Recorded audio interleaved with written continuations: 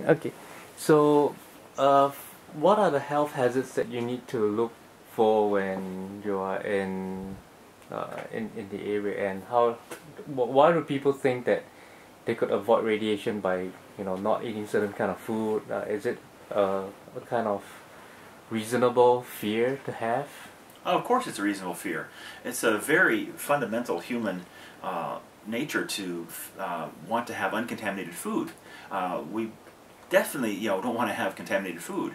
Now, how much contamination and how serious it is, this is something that's very difficult to answer, because the levels of contamination, even in foods from coming from Fukushima, are such that there's not going to be any immediate effect. It's not something you can eat and get it sick from it the next day.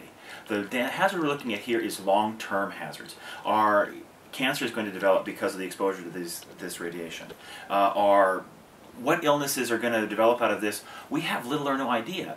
There's not been the studies from Chernobyl are far from conclusive. Will there be health effects?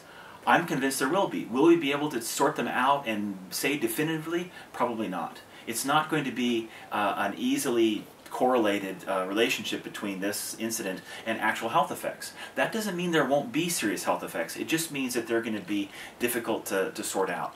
We've seen tests of people up in Fukushima where they've had whole body scans to determine how much radiation they've absorbed from their food or from the environment. We've seen urinalysis of children.